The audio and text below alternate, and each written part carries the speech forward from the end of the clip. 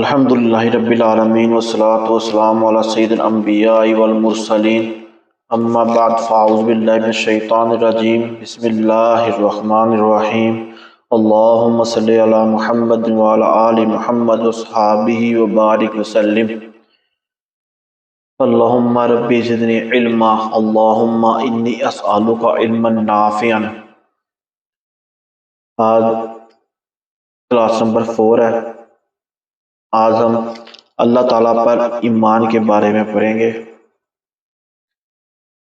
مسلمان ہونے کے لیے یہ ضروری ہے کہ انسان اللہ تعالیٰ کی وحدانیت کو مانے اور حضرت محمد مصطفیٰ صلی اللہ تعالیٰ علیہ وآلہ وسلم کی نبوت اور رسالت کو مانے۔ اللہ تعالیٰ ایک ہے، اس کی خدائی میں، اس کے کاموں میں، اس کے احکام میں اور اس کے اسماء میں کوئی اس کا شریک نہیں۔ اللہ عز و جل واجب الوجود جس کا معنی یہ ہے کہ اس کا وجود ضروری ہے اور عدم محال ہے، اور وہ ہمیشہ سے ہے، وہ ہمیشہ رہے گا۔ صرف اللہ ہی غیر محدود تعریفوں، محبتوں اور عبادت کا حقدار ہے۔ اللہ تعالیٰ کسی کا محتاج نہیں، بلکہ ہر شے اللہ تعالیٰ کی محتاج ہے۔ اللہ تعالیٰ کی ذات کا عقل کے ذریعے سے احاطہ نہیں کیا جا سکتا، وہ ہمارے خیال اور سمجھ سے ورا ہے۔ عقل، دانائی اور حکمت، ان ذرائع سے اللہ تعالیٰ کی عظیم ذات کو جاننا ممکن نہیں۔ وہ خیالات سے ورا ہے، وہ کسی حد میں محدود نہیں ہے۔ کسی چیز کو تصور میں تب ہی لایا جا سکتا ہے کہ جب اس کی کوئی طے شدہ شکل و صورت ہو، اور اللہ تعالیٰ شکل و صورت سے پاک ہے، لامحدود ہے اور ہر پابندی سے آزاد ہے۔ لہذا عقل میں اس کی کوئی بھی شکل صورت بٹھانا ممکن نہیں ہے۔ البتہ اللہ تعالیٰ کی مخلوق پر غور تدبر کرنے سے اور اس کے ساتھ ساتھ اللہ تعالیٰ کی دی ہوئی نعمت عقل کو استعمال کرنے سے اللہ تعالیٰ کے وجود کی معرفت ممکن ہے۔ کیونکہ اللہ تعالیٰ قرآن پاک میں فرماتا ہے فَبِأَيِّ آلَاءِ رَبِّكُمَا تُكَذِّبَانِ، تم کن کن نعمتوں کو جھٹلاؤ گے۔ تو اللہ تعالیٰ کی اتنی نعمتیں ہیں، ہم اس پر عقل سے سوچیں تو اللہ تعالیٰ کی معرفت حاصل ہو سکتی ہے۔ اللہ تعالیٰ نہ کسی کا باپ ہے، نہ کسی کا بیٹا، اور نہ ہی اس کی کوئی بیوی ہے جو یہ مانے یا کہے کہ اللہ تعالیٰ کسی کا باپ ہے یا بیٹا ہے، معاذ اللہ، وہ دائرہ اسلام سے خارج ہے۔ اللہ تعالیٰ سارے کمالات کا جامعہ ہے، ہر ناپاکی، عیب، ظلم، بد اخلاقی اور بے حیائی کے کاموں سے پاک ہے۔ کسی نقص، کوتاہی یا کمزوری کا اس کی ذات میں پایا جانا بالکل بھی ناممکن ہے۔ جھوٹ بولنا، دھوکہ دینا، بدتمیزی، وحشت، جہالت، بے رحمی اور اس جیسی دیگر خلافات اللہ تعالیٰ کے لیے ممکن نہیں۔ اللہ تعالیٰ وقت، جگہ اور سمت کی حدود سے، شکل و صورت اور ہر وہ چیز جو مخلوق سے مشابہت رکھتی ہے اس سے پاک ہے۔ کہ اکثر ہم لوگ اشارہ کر دیں کہ اللہ آسمانوں میں ہے، اللہ اس جگہ پہ ہے، اللہ اس جگہ پہ ہے۔ یہ کہنا چاہیے کہ اللہ ہر جگہ پہ ہے۔ اللہ تعالیٰ کے لیے کوئی سمت، کوئی جگہ متعین نہیں کر سکتے ہم۔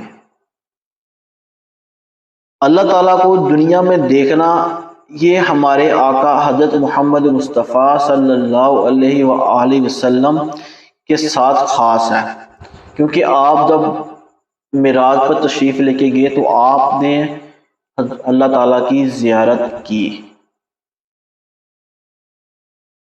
جاگتے ہوئے آنکھوں سے آپ اللہ تعالیٰ کا آپ صلی اللہ علیہ وسلم نے دیدار کیا تھا۔ باقیہ انبیاء علیہ السلام نے مراقبے یا خواب میں کی حالت میں اللہ تعالیٰ کا دیدار کیا ہے۔ جاگتی آنکھوں سے اللہ تعالیٰ کا دیدار کا شرف صرف ہمارے پیارے و آخری نبی خاتم النبیین حضرت محمد مصطفیٰ صلی اللہ علیہ وآلہ وسلم کو ہی حاصل ہے۔ باقی سب انبیاء کرام نے اللہ تعالیٰ کا دیدار مراقبے میں، خواب میں کیا ہے، جاگتی آنکھوں سے نہیں کیا۔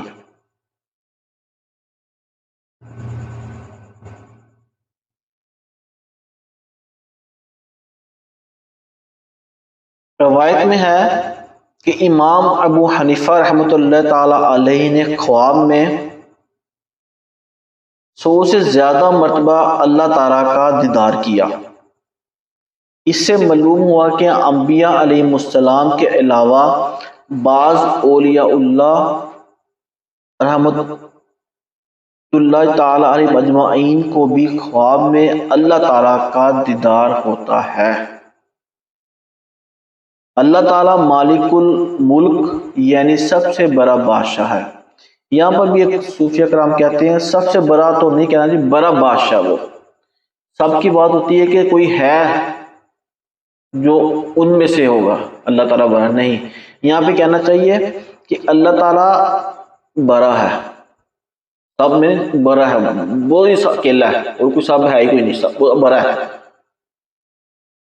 اور وہ جو چاہے جب چاہے جسے چاہے اپنی مرضی سے کرتا ہے، کیونکہ وہ بے نیاز ہے۔ اللہ صمد، اللہ بے نیاز ہے، وہ جب چاہے جیسے چاہے اپنی مرضی سے جو چاہے وہ کر سکتا ہے، وہ اس کو کسی پابندی کا کسی قانون نہیں۔ اللہ تعالیٰ جو چاہے وہ بے نیاز ہے، یہ اسی صفت بھی ہے۔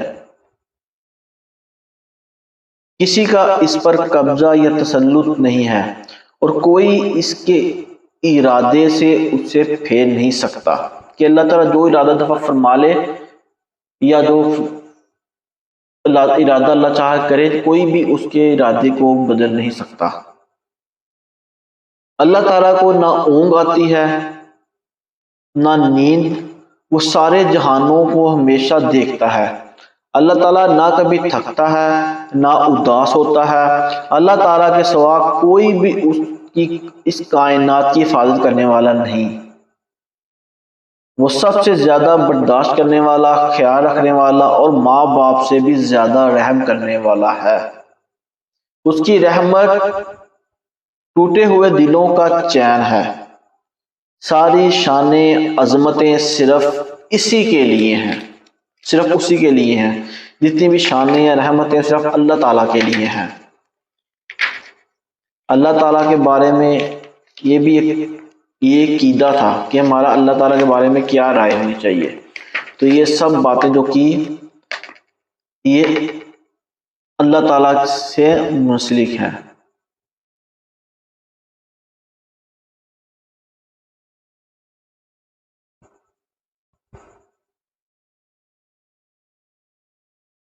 ایک دفعہ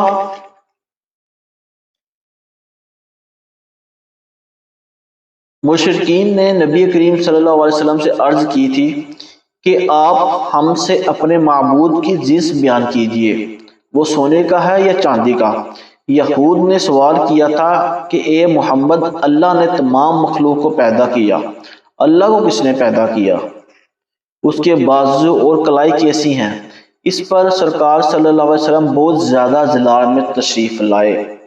عیسائیوں نے سوال کیا تھا کہ ہمیں اپنے رب کی صفت بیان کیجیے کہ وہ زبرجد لکڑی کا ہے یا یاقوت یا سونے یا چاندی کا، تو اس میں سورۃ اخلاص نازل ہوئی جس میں اللہ تعالیٰ نے بتایا قل هو اللہ احد، یعنی آپ کہہ دیجئے کہ اللہ تعالیٰ کے سوا کوئی عبادت کے لائق نہیں۔ اللہ صمد، اللہ بے نیاز ہے۔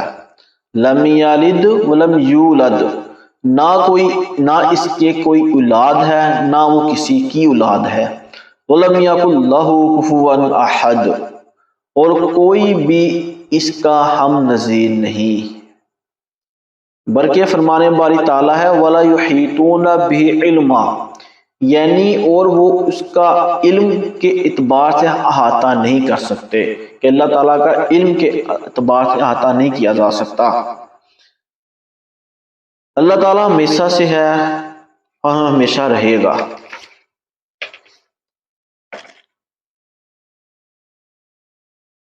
اللہ تعالیٰ کے بارے میں جو قائد تھے وہ میں نے آپ کو بیان کیے، قرآن پاک میں بھی بہت سی جگہ پہ بیان کیا گیا، جیسے ہم کہتے ہیں کہ وہ ہمیشہ سے ہمیشہ رہے گا، هو الحی القیوم، یعنی وہ زندہ قائم رہنے والا ہے۔ اب سب کی زندگیاں اسی کے دست قدرت میں ہیں، جیسے جب چاہے زندہ کرے، جب چاہے موت دے۔ یعنی اللہ وہ ہے جس نے تمہیں پیدا کیا، پھر تمہیں رزق دیا، پھر تمہیں موت دے گا، پھر زندہ کرے گا۔ پھر قرآن پاک میں اللہ تعالیٰ سورہ بقرہ میں ارشاد فرماتا ہے یعنی وہی ذات ہے جس نے جو کچھ زمین میں ہے تمہارے لیے پیدا فرمایا، وہ ہر ممکن پر قادر ہے، کوئی ممکن اس کی قدرت سے باہر نہیں۔ سورہ بقرہ میں ہے ان اللہ علی کل شیء قدیر، یعنی بے شک اللہ ہر شے پر قادر ہے۔ اب جیسے وہ اونگنے، سونے، تھکن اور غفلت سے پاک ہے، اس بارے میں قرآن پاک میں فرمایا لا تأخذہ سنۃ ولا نوم، یعنی اس سے اونگ آتی ہے نہ نیند۔ ولا یؤوزہ حفظہما، یعنی اسے زمین و آسمان کی حفاظت تھکن میں مبتلا نہیں کرتی۔ وما اللہ بغافل عما تعملون، یعنی جو کچھ تم کر رہے ہو اللہ اس سے غافل نہیں۔ لیس کمثلہ شیء، اس کی مثل کوئی شے نہیں۔ وَلِلَّهِ الْمَشْرِقِ وَالْمَغْرِبِ فَأَيْنَمَا تُوَلُّوا فَثَمَّ وَجْهُ اللَّهِ، وہ اللہ ہی کے لیے مشرق و مغرب ہیں، تو تم جہاں بھی رخ کرو وہیں اللہ کی طرف اللہ کی رحمت متوجہ ہے۔ ان الذین یبایعونک انما یبایعون اللہ، انما یبایعون اللہ ید اللہ فوق ایدیہم، بے شک وہ جو آپ کی بیعت کر رہے ہیں وہ محض اللہ سے بیعت کر رہے ہیں، اللہ کے دست قدرت ان کے ہاتھوں کے اوپر ہے۔ یوم یکشف عن ساق، جس دن شدت کھولی جائے گی۔ دنیا کی زندگی اپنی ظاہری آنکھوں سے اللہ تعالیٰ عز و جل کا دیدار صرف نبی کریم صلی اللہ علیہ وسلم کے لیے خاص ہے، وہ کسی اور مخلوق کے لیے ثابت کرے کافر ہے۔ مطلب وہ کہے کہ جاگتی آنکھوں سے کسی اور نے اللہ کا دیدار کیا ہے تو وہ کافر ہو جائے گا۔ صرف خواب کی حالت میں یہ ہو سکتا ہے، لیکن جاگتی آنکھوں صرف اللہ، ہمارے نبی پاک صلی اللہ علیہ وسلم نے ہی آپ کا دیدار کیا۔ اس موقع پر حضرت ابو سعید خدری رضی اللہ عنہ سے مروی ہے کہ کچھ لوگوں نے رسول اللہ صلی اللہ علیہ وسلم سے عرض کی کہ کیا ہم بروز قیامت اپنے رب کو دیکھیں گے؟ آپ صلی اللہ علیہ وسلم نے فرمایا ہاں، کیا تم دن میں جبکہ بادل نہ ہو سورج کی روشنی دیکھنے میں شک کرتے ہو؟ عرض کی کہ جی نہیں۔ پھر فرمایا کیا تم 14ویں کی رات میں جبکہ بادل نہ ہو چاند کی روشنی دیکھنے میں شک کرتے ہو؟ عرض کی گئی جی نہیں۔ فرمایا پس تم بروز قیامت اللہ تعالیٰ کو دیکھنے میں اسی طرح شک نہیں کرو گے جیسے ایک دوسرے کو دیکھنے میں شک نہیں کرتے ہو۔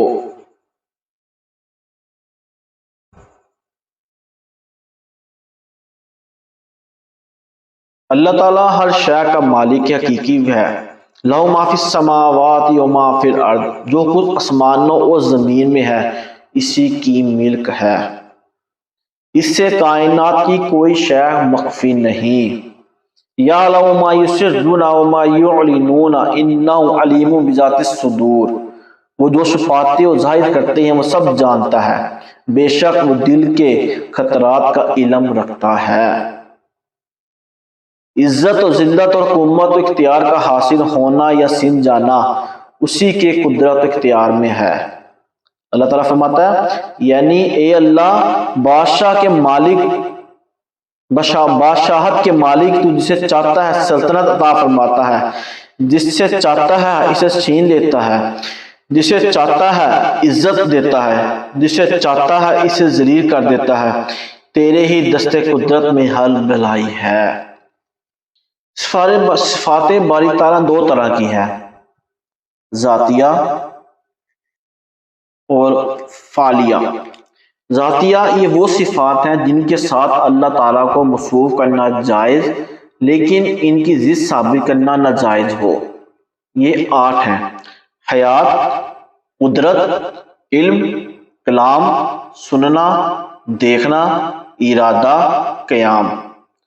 لیکن یہ صفات اعضاء سے تعلق نہیں رکھتی کیونکہ اللہ عز و جل تمام اعضاء سے پاک ہے۔ ان کا ثبوت یہ ہے هو الحی القیوم، وہ زندہ اور قائم رہنے والا ہے،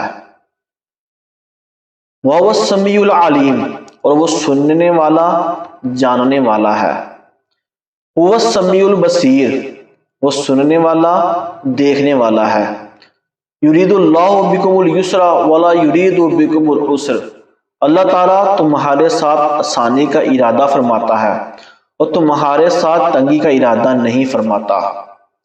ان اللہ علی کل شیء قدیر، بے شک اللہ ہر ممکن پر قادر ہے۔ دوسری طرف فعالیہ، وہ صفات کہ جن کی ضد کے ساتھ بھی اللہ تعالیٰ کو موصوف کرنا جائز ہو۔ یہ بے شمار ہے جس میں چند بیان کرتے ہیں: تخلیق، پیدا کرنا، وخلق کل شیء، اور اللہ عز و جل نے ہر شے کو پیدا کیا، رزق دینا، وما من دابۃ فی الارض الا علی اللہ رزقها، زمین پر چلنے والا کوئی جاندار ایسا نہیں کہ جس کا رزق اللہ تعالیٰ کے ذمہ کرم پر نہ ہو۔ ایجاد کرنا، وَهُوَ الَّذِي أَنشَأَكُمْ وَهُوَ الَّذِي أَنشَأَ لَكُمُ السَّمْعَ وَالْأَبْصَارَ وَالْأَفْئِدَةَ، اور وہی ہے جس نے تمہارے لیے کان، آنکھیں اور دل ایجاد فرمائے۔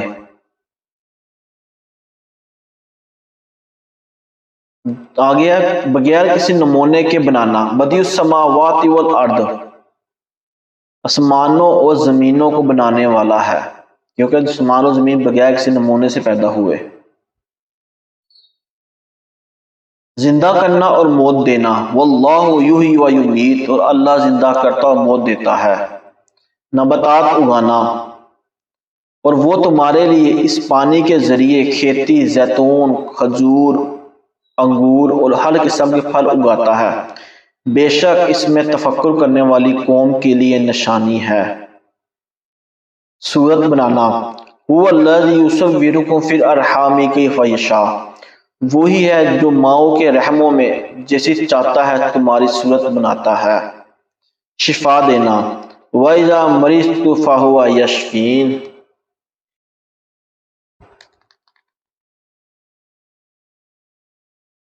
یہ اللہ تعالیٰ کی فعالیہ ہے کہ جس کو اللہ تعالیٰ کو ساتھ موصوف کرنا جائز ہے۔ اس کی ذات کی طرح اس کی صفات بھی قدیم ہے۔ اگر یہ عقیدہ نہ رکھا جائے تو 2 خرابیاں لازم آئیں گی: اللہ تعالیٰ کا عیوب سے متصف ہونا، عقل سلیم، اللہ تعالیٰ سے زیادہ طاقت و قدرت رکھنے والی لا تعداد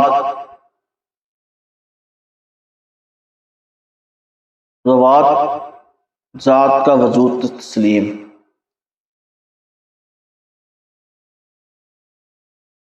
اللہ تعالیٰ کی تمام صفات، اللہ تعالیٰ عیوب سے پاک ہے،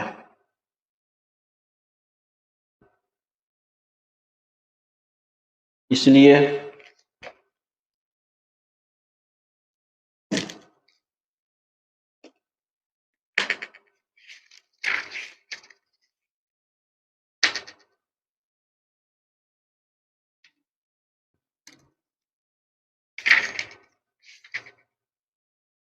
انشاءاللہ تعالی اب اگلے لیکچر میں شرک کے بارے میں بیان کیا جائے گا کہ کن شرک ہے کیا، شرک کی تعریف کیا ہے اور شرک کی اقسام کیا ہے۔